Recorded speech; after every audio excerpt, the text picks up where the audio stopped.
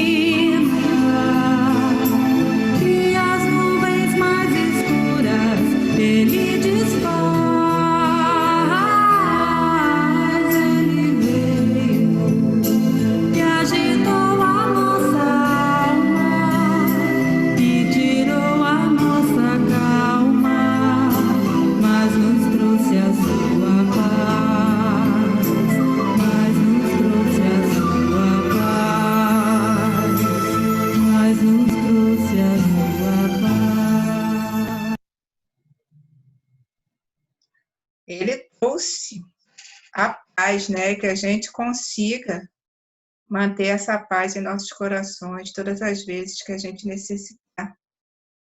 Muito bem. Vamos lá. Aninha, preparada? Sim. Yeah. Eu quero só dizer que eu amo você, Jane, também, tá? E quem não ama? Boa noite a todos. Vamos lá. Oásis de Luz. Deixa eu só anunciar aqui, Aninha, as duas coisas de hoje. Para manter o protocolo, né? Senão a Jane puxa minha orelha. Peraí. Que é grande esse texto, né? É grande, mas a gente está com 1 minutinho. Por isso que eu estou preparando antes. Então, o texto O Ideal Espírita vai ser lido pela Ana Maria Araújo. O título é Oásis de Luz, é uma página de Meimei. E logo em seguida, depois dos comentários e da prece, o Mário vai fazer a leitura do último item do capítulo 12, Amai Vossos Inimigos, né? Ele vai fazer a leitura do item 16. Bom? Então, com muito prazer, a gente recebe a nossa Ana querida para fazer a leitura e seus comentários. Vamos lá, Aninha. Ok. Oásis de luz. Suave, suavemente. Belo jorro de luz desceu da amplidão, coroando de todo a casa singela. Dir-se-ia que a construção fora atingida em segundo por fúlgara cascata de raios luminescentes. Inflamara seu teto de láurea rutilante. As paredes coloridas por luminárias ocultas faziam-se transparentes, despedindo bonançosas centelhas. De janelas e portas fluíram de inesperado caudais de bênção, qual se o ambiente interior estivesse inundado de nutriente energia. Chamas blandiciosas dissolviam as sombras, desabotoando prematura alvorada em meio às trevas noturnas e o firmamento. Nos sinos, parecia cálida úmbela deitado, flores argenteadas sobre o ânimo ninho humano, que passara da condição de apagado recinto à ilha refulgente no mar escuro de alvenaria. Os insetos da noite se ciciaram com mais brandura, cães da proximidade se aplacaram, ladridos, e os habitantes de residências vizinhas experimentaram sem perceber a intangível presença de paz profunda. Contudo, na intimidade doméstica, acentuava-se deslumbrante o painel festivo, qual se varinha mágica fizesse nascer de pessoas e coisas balsânicas, radiações de entendimento e simpatia. Trajara-se a sala modesta de surpreendente grandeza, convertida em deleitoso remanso por banho lustral de amor puro que fixava sorrisos musicais de bondade em cada fisionomia. Halos fulgurantes revestiram todas as formas, aliando-lhes os traços e as cores sob o poder de ignoto cinzel. Auréolas de esplendor tocaram os moradores. Lágrimas de jubilosa esperança tremulavam furtivas em olhos alumiados de reconforto. Rostos brilharam confiantes, impregnaram-se as frontes de lume tenue. Palavras ressoaram mais ternas, tonificaram-se corações em novos haustos de força, e acalorou-se a emoção a eminências desconhecida, em transporte de irresistível candura. Na esteira de luz, em torno, trauseantes do espaço respiraram felizes, enquanto não longe, menestréis da vida maior vocalizaram canções de bom ânimo para todo o grupo, tocado de intenso brilho. A transfiguração arrebatadora e imprevista era Jesus, o conviva celeste em visita à casa humilde, instalara-se ali o culto santificado do Evangelho no lar. Ok? Desculpa aí algum erro, mas... Bom, posso fazer, né? Muitas vezes, né, eu escrevi aqui muitas coisas, mas é muito grande. Muitas vezes, nós não temos muita noção. Muitas pessoas que a gente fala assim, faz o culto no lar, né? E a gente não tem noção como é importante o culto no lar. A presença de Deus, dos espíritos amigos, dos nossos protetores, do nosso mentor espiritual e todos os amigos socorristas que levam os irmãos que precisam da palavra e o conforto, que estão ao nosso redor. Quem está ao nosso redor são beneficiados com o nosso culto. E como um oásis, um jato de luz, é um momento que estamos com o pensamento elevado a Deus. E nesse momento conseguimos emitir luz onde há escuridão e raios que iluminam como cascata de bênção. E assim, meus amigos, nós somos uma fonte de amor, um oásis que muitas vezes não consegue se acender. É difícil.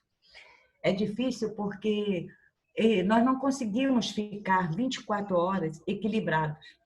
No mundo que nós vivemos, com os problemas que nós temos, e agora com essa pandemia, eu acho que não tem um ser humano que consiga não pensar no outro, não ficar preocupado com o outro, com tantas pessoas passando necessidade, tantas crianças, tantos pais chegando em casa sem ter um dinheiro para comprar um pão. Então, é muito difícil. Então, o que é importante, até eu falei ontem, momentos que a gente se perde o equilíbrio por umas coisas assim que acontecem, né? Que temos famílias e acontece, mas o que é importante também, no mesmo instante, você ter noção que você não pode entrar nessa sintonia, você não pode perder o equilíbrio. Você tem que parar, respirar, pensar, porque senão você também não consegue nem ajudar quem precisa e nem a você mesmo, né? Então, o culto no lar, muitas vezes, eu passei até um tempo, eu tive um problema muito sério na minha vida, e eu passei um tempo sem fazer o culto no lar. E toda segunda-feira, quando eu lembrava, eu falava assim, não, hoje eu vou fazer. Quando chegava no momento, eu não conseguia, eu esquecia. Eu esquecia. Até que chegou o ponto que eu pedi a 2 amigas, pelo amor de Deus, me liga, me fala. Porque acontecia. E eu estava em turbulência, então não conseguia. E o culto no lar é tão importante, assim, como aqui, né, diz no livro, né, que Deus, né, fez instalou o culto no lar. Os nossos vizinhos todos são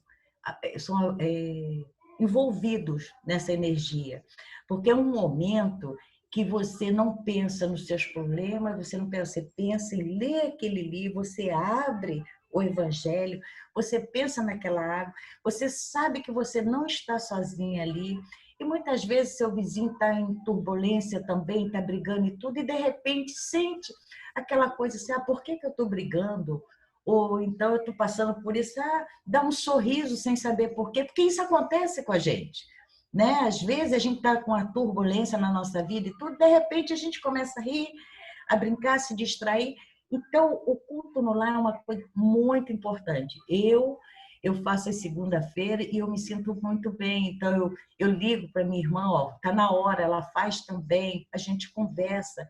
E sempre sai aquela página que você precisa. Então, é aquele o oásis que tem dentro da gente, aquele amor, aquela energia, aquela luz que tem dentro da gente.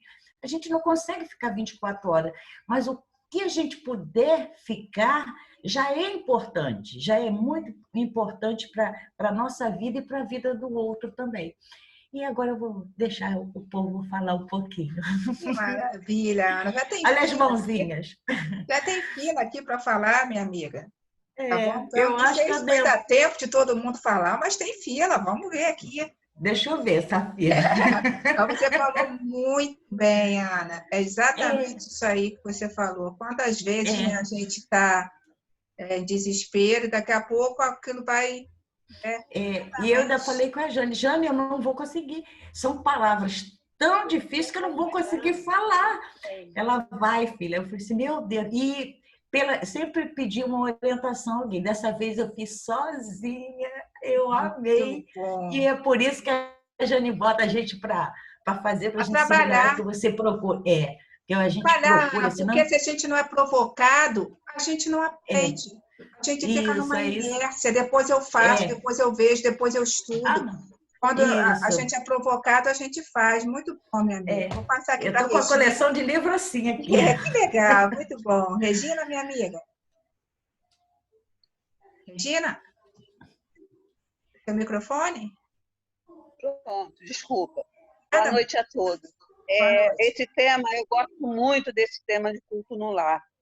E é só para completar o que a Ana falou, que assim, o culto no lar é como se tivesse uma luzinha acesa em cima da nossa casa, sabe? A nossa casa fica marcada. E ali, através daquela luzinha, ela vai e passa para os vizinhos. Então, eu acho assim, maravilhoso. Eu faço culto no lar com a minha filha em Belo Horizonte, aos sábados, e a gente faz pelo Zap. Então, é só isso. E tem gente que não faz porque os amigos espirituais estão presentes, mas são aqueles que já podem entrar na nossa casa, que está no mesmo, pelo menos no mínimo como a gente. E eles estão ali para aprender, não para fazer bagunça, nem atrapalhar a vida daquela casa. Só isso. Obrigada. Amiga. Muito bom. Evaldo? Ana, realmente o estudo do Evangelho no Lar dá uma alegria íntima na gente muito grande. Sabe, Regina, eu convido meu sogro e minha sogra, a minha irmã, que mora lá na Baixada Fluminense, tudo pelo Zap, e a gente faz o estudo do Evangelho no Lar em várias casas, né? Mas eu estava lembrando, a Ana estava lendo, e eu estava lembrando 2 aspectos. Primeiro, Meimei não coloca em momento nenhum a exigência da nossa condição para que a espiritualidade nos auxilie. E um irmão espiritual disse uma vez que eles esperam da gente a disponibilidade, porque as possibilidades são deles. Agora, se eu me disponho a fazer, ajuda não falta. E quem não conhece o livro Jesus no Lar, é maravilhoso. Jesus começou a fazer o estudo do Evangelho na casa de Pedro, é uma aula de emoção, de orientação, de paz e harmonia. É isso que Jesus deseja no nosso estudo. Muito bom. Obrigada, Evaldo. Vamos lá, Roberto. Essa página aí que a Ana leu e comentou, e depois comentário da Regina e do Evaldo, eles me lembraram um fato marcante na minha vida. Tinha uma evangelizadora no Eurípides, há muitos anos atrás, a Inês chegou até a trabalhar como auxiliar dela, que era a Fátima, e ela tinha os filhinhos pequenos, né? Era uma moça bonita até. Ela tinha os filhinhos pequenos e, na saída da escola, foi assaltada e foi baleada ali na Taquara. E ela ficou em coma alguns dias. E depois ela voltou do coma e contou que o doutor Bezerra tinha levado ela para uma distância da Terra. Ela via todo o planeta assim, azulado, no azul escuro, e via uma porção de luzes dentro desse azul do planeta. Ela perguntou assim para o doutor Bezerra: o que é aquilo, doutor Bezerra? E ele falou: aquilo ali são os locais onde as pessoas estão orando, aquilo ali são os locais onde as pessoas estão com bons sentimentos, aquilo que Jesus falou, né? Que quando 12 ou mais se reunissem em seu nome, ele estaria presente. Aí depois Excelente exemplo. foi uma coisa muito linda. Depois foi das últimas coisas que ela falou. E depois Muito ela bom. desencarnou. Ótimo, Roberto. Você já tinha me contado essa história, excelente exemplo. Jorge, rapidinho, meu amigo, para terminar. Claro. Na verdade, eu não quero falar nada, não. Só queria elogiar a Ana. Adorei a interpretação e a síntese dela. Parabéns, Ana. Obrigada, meu filho. Maravilhosa, né, Jorge? Meu. Obrigada. Não elogia muito, não, porque a Jane vai, ó. Não é elogio, é reconhecimento. Vamos lá, Aninha. Vamos para a prece inicial, minha amiga. Muito bom. Obrigada pelo teu estudo. Okay. Agradecidos estamos, Senhor, por mais essa oportunidade de aprendizado, que possamos nos unir mais em oração para ajudar aqueles que não podemos chegar até eles, que possamos continuar fazendo nosso culto no lar com muito amor, com muita compreensão, com muito carinho, que possamos ajudar todos aqueles, Pai, que não podem estar junto de nós. Obrigado, meu Deus. Obrigado, Jesus. Obrigada, Nossa Mãe Maria Santíssima. Graças a Deus. Graças a Deus, Ana. Então, eu passo a palavra para o nosso amigo Mário. Vamos lá, Mário? Vamos. Vocês agora não têm mais chance, porque agora é a hora do duelo. É o último item do estudo desse tema, né? Então, agora vocês já devem estar preparados para darem 3 passos e virarem para a minha frente, né? Porque, na realidade, Jesus vai estar com vocês de qualquer maneira. Bom, é uma nota. Os duelos tornam-se cada vez mais raros. E se são vistos ainda de tempos em tempos, em dolorosos exemplos, o número deles não é comparável ao que era antigamente. Outrora, um homem não saía de casa sem prever um encontro, tomando sempre suas precauções em consequência. Um sinal característico dos costumes do tempo e dos povos está no uso do porte habitual, ostensivo ou oculto de armas ofensivas e defensivas. A abolição desse uso testemunha o abrandamento dos costumes. E é curioso seguir-lhe a gradação desde a época em que os cavaleiros não cavalgavam jamais, senão com armadura de ferro e armados de lança, até o porte de uma simples espada, tornada antes um adorno e um acessório de brasão do que uma arma agressiva. Um outro indício de costumes é que outrora os combates singulares tinham lugar em plena rua, diante da multidão que se afastava para deixar o campo livre e que hoje se oculta. Hoje, a morte de um homem é um acontecimento que emociona. Outrora, não se lhe dava atenção. O Espiritismo vencerá esses últimos vestígios da barbárie e inculcando nos homens o espírito de caridade e de fraternidade. Bom, nesse último tema do duelo, eu não queria falar do duelo, porque o duelo já foi bastante, né, explorado por todos e muito bem comentado. Mas o que eu queria lembrar a respeito disso é justamente o final. O Espiritismo veio tirar esse sinal das barbáries, desse tempo antigo. Por mais que a gente ache que nós não estamos melhorando alguma coisa, nós estamos, por causa da lei do progresso. A lei do progresso é inexorável, vai vir para todo mundo, querendo ou não querendo, gostando ou não gostando, acreditando ou não acreditando. É um vagalhão, é uma onda, é uma grande ventania que nós não temos como pará-la. E vamos passar por ela, não tem jeito. E o mais interessante, o Fernando até comentou em outro estudo mais lá atrás, né? O pessoal dá uma olhadinha na Gênesis, no capítulo 18, o último capítulo das predições. Os tempos são chegados. E a nova geração, ou a geração nova. Né? Por quê? Porque os tempos são chegados, vem dizendo ali os espíritos com Kardec, que, independente do que a gente acha, a lei do progresso está se fazendo. E que os espíritos estão sofrendo o quê? A verdadeira evolução, que é a evolução do bem-estar moral. E que esse bem-estar moral não está mais circunscrito, preso, colocado a certos povos, a certas religiões, a certos locais da Terra. Não.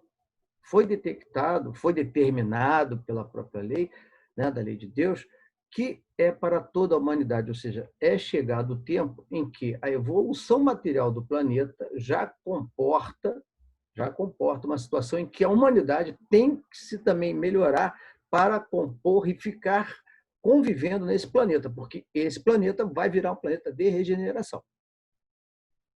E esse povo que vive aqui na Terra, espírito encarnado, espírito desencarnado, vai precisar estar adequado à regeneração.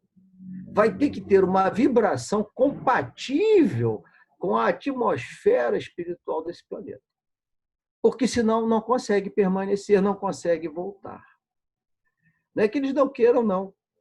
Porque essa lei universal da vibração, de afinidade, faz com que essas barreiras fluídicas não deixem que os espíritos inferiores invadam os planetas superiores. Não é porque Deus já disse, não, bota um montão de guarda para cuidar. Não. Não precisa, não. Tem uma vibração e esse espírito simplesmente não consegue ultrapassar essa vibração. Por quê? Porque até o exemplo que é dado na própria Gênese. Se você colocar numa sala 30 alunos com dificuldades e 2 ou 3 bonzinhos, educados, querendo estudar, não vai funcionar, né? Vai ser uma bagunça a sala, por mais que os alunos queiram, deixa eu estudar um pouquinho. Não pode, etc. Conforme esses alunos vão sendo saídos para outras salas de aula, porque não passam de ano, conforme aquela sala se modifica aqueles alunos, o que acontece? Aquela sala começa a respirar o quê? Um ar mais educacional, um ar melhor, onde o bem começa a preponderar. Então, é necessário isso. E o mais interessante na parte da Gênese, né, é que no 32 e no 33, lá no finalzinho mesmo do livro, ele vai dizer o seguinte, olha, independente do que vocês pensam, as pandemias, as grandes catástrofes, as mortes coletivas, são feitas não só para ajudar os que morrem, porque não vão voltar mais para a Terra, já não vão reencarnar mais, porque essa é a informação dos espíritos.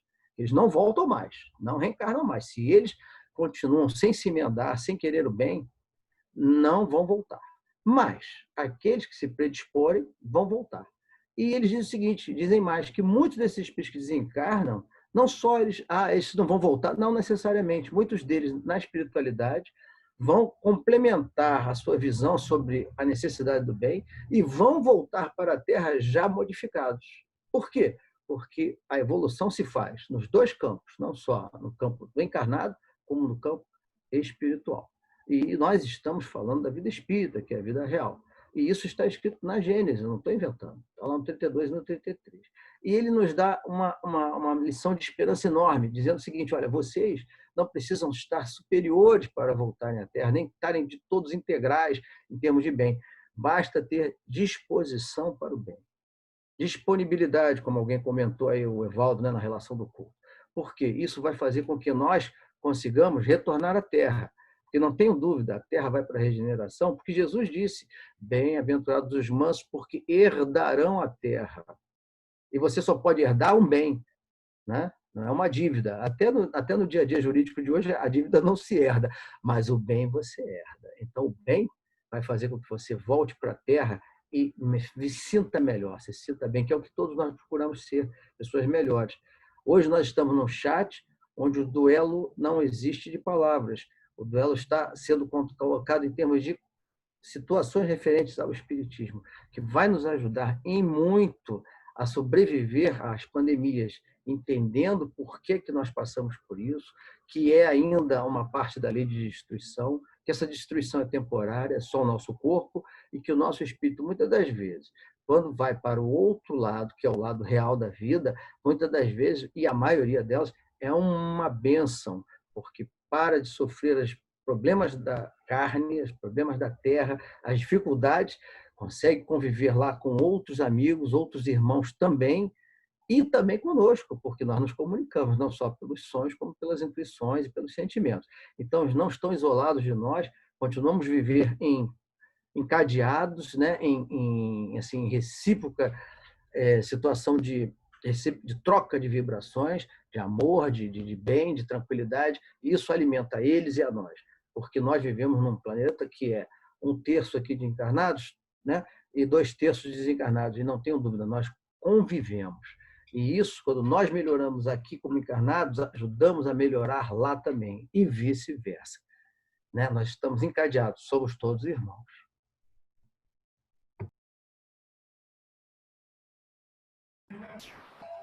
É isso, Mário? Terminou, amigo? Pontualíssimo? Eu acho, Mário, como você falou aí com relação à pandemia e essa tecnologia, você estava falando, eu estava aqui refletindo, né? A tecnologia é um grande inimigo para muitos. Estar diante da tecnologia é um duelo. Nós conseguimos, estamos vencendo, estamos aprendendo, estamos tirando proveito daquilo que muitas pessoas falam: eu não quero nem saber, eu não quero mexer em tecnologia. Eu tenho amigos professores que mal utilizavam o e-mail para falar com seus alunos. E hoje se viram obrigados a estar aqui aprendendo. Né? Então, acho que a gente soube transformar esse inimigo em um grande amigo. Né? Ana, eu vou dar a palavra para o Fernando, que ele levantou primeiro, já passo para você, tá? Obrigada, Mário. Fernando? Oi, gente, boa noite. Rapidinho, complementar, assim, agradecendo aí essa oportunidade, né, da gente refletir em conjunto. O Mário colocou tão bem nessa questão aí do duelo, sendo transferida aí para esses momentos de prova, né? Nós vamos ter um duelo com a gente mesmo, né? Mas, por exemplo, até ontem o Alcides colocou o negócio do Alcorão, né? É 1/3 da população, né? 2,4 bilhões de muçulmanos, 1/3 de cristãos, entre protestantes e católicos, e 1/3 das crenças asiáticas, né?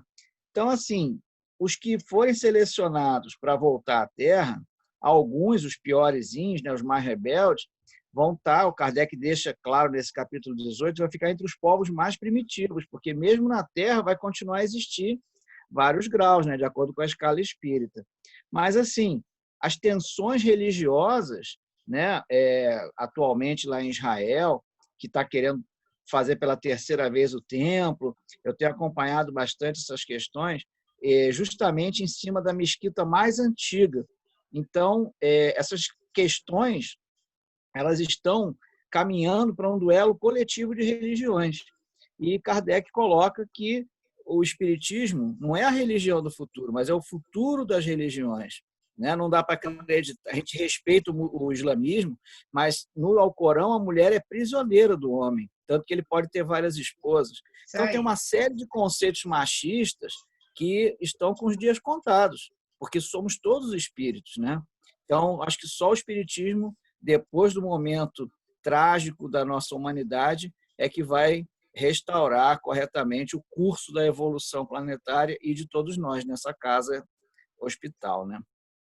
É isso aí. Fernando. Muito obrigada, meu amigo. Ana, agora você. Eu só queria fortalecer, né? Mais uma vez, né? A nossa responsabilidade.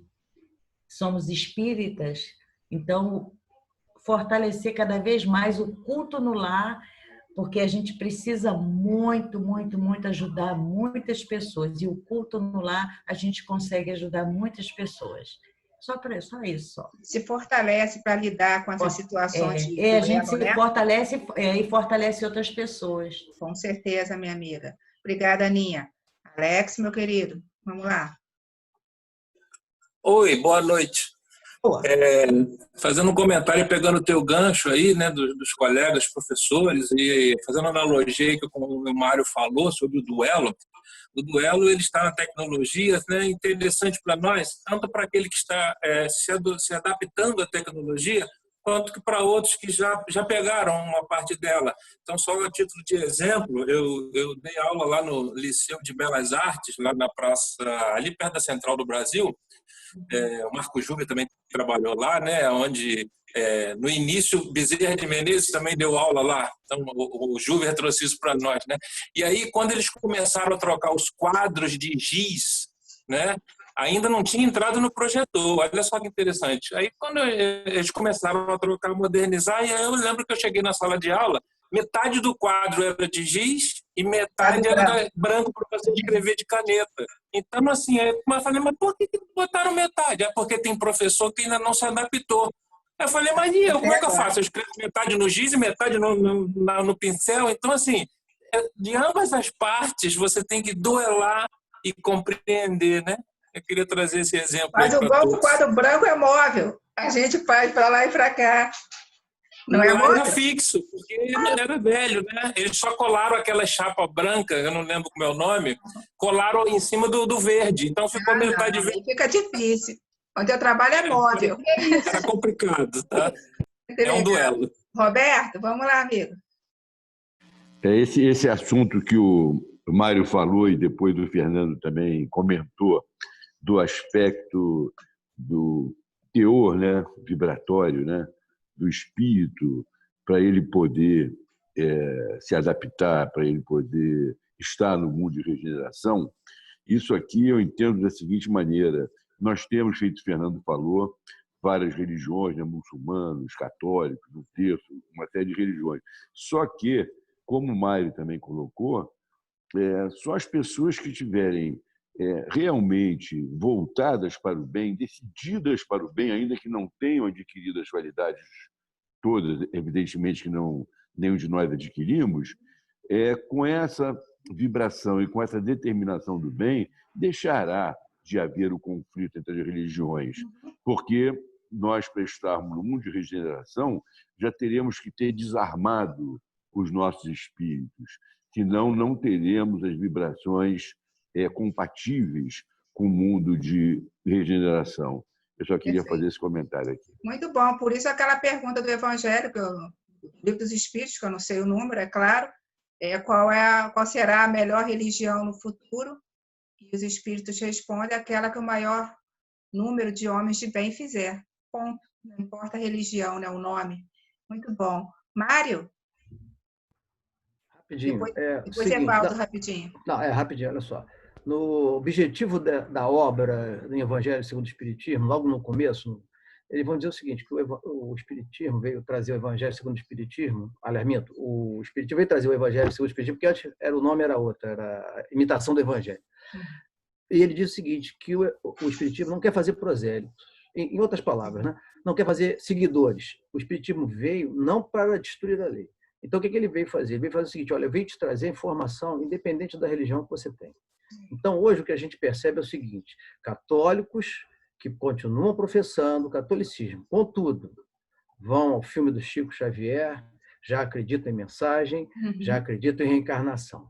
Nós temos, logicamente, os espiritualistas, nós temos pessoas de outras seitas que também já acreditam, já absorvem certos conceitos do espiritismo. Por quê? Porque o espiritismo não veio fazer uma religião à parte. Ele veio o seguinte, olha, veio complementar, trazer o que Jesus trouxe e complementar o que ele não disse. Foi o que Jesus falou que ia trazer, o Consolador prometido. Então, o Espiritismo, sinceramente, ele não veio ser, talvez, assim, tomar o lugar das religiões. Ele veio, na realidade, e falou o seguinte: olha só, eu existo. Se você observar a verdade, você conseguirá ir bem, independente se você ainda continua nesse teu estágio evolutivo, a professar certas situações relativas a uma religião que você se vinculou há séculos e séculos e séculos. Mas eu quero lembrar o seguinte aqui sobre a Gênese, porque eu acho que vai ser esclarecedor. No item 33, a regeneração da humanidade não tem, pois, absolutamente necessidade da renovação integral dos espíritos, não precisam ser ótimos. Basta uma modificação das suas disposições morais. Esta modificação se opera em todos aqueles a que elas estão predispostos, quando são subtraídos à influência perniciosa do mundo. Aqueles que retornam, então, não são sempre outros espíritos, mas frequentemente os mesmos espíritos, pensando e sentindo de outro modo. Ou seja, não pensa que vai vir malzinho e vai voltar para a regeneração. Não vai, não. Vai ter que pensar e sentir de outro modo. Não vai ser perfeito. Talvez não tenha o bem na sua totalidade, não tenha o bem em 80%, mas vai ter que sentir e pensar de outro modo, senão não vai voltar para cá, não. O capítulo é esse, Mário? É o capítulo 18, é o último da Gênese. Tá bom. Evaldo, já estourou o tempo, meu amigo, mas você quer 30 segundos, que você costuma falar rapidinho? Então tá. Já estouramos um minuto. Hoje eu fiz um estudo, sabe, Mário, sobre transição planetária, hoje para uma casa lá do Gardênia. E na questão 740, os benfeitores nos lembram que o plano de regeneração é um plano de convalescença. Não é plano de curado, não. É aqueles que sofreram grave cirurgia e estão em processo de recuperação. Então, não vamos criar uma imagem de plano de regeneração, é plano de ditoso, que nós estaremos bem distante disso. Mas caminhando. Ok. Jane, você levantou a mão, você quer falar? Jane? Para ele já preparar e reproduzir o estudo do transição para a gente. Muito bom.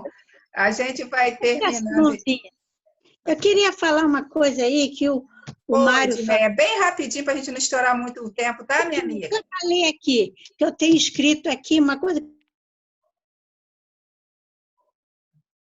Travou. Congelou. A gente faz a nossa prece, se ela conseguir voltar no final, a gente deixa ela falar um pouquinho, porque eu acho importante, né? Tá bom? Edmeia, bom, meu amor? Você congelou só para a gente não perder esse tempo da coisa. Depois, deixa você falar depois. Só a gente fechar aqui para... Tudo bem. Tá bom? Eu vou pedir a Ana para fazer a nossa prece final, Aninha. Ok. Obrigado, meu Deus. Obrigado por mais esse dia, por mais esse estudo, por mais esse aprendizado. Agradecidos estamos, Pai, por estarmos juntos, falando sobre o Espiritismo, sobre a religião que nos consola e que possamos, Pai, abraçar a todos aqueles que estão precisando de nossa ajuda em oração, numa palavra amiga. Que o Senhor esteja conosco, hoje, agora e sempre. Graças a Deus. Assim seja, Ana. Obrigada.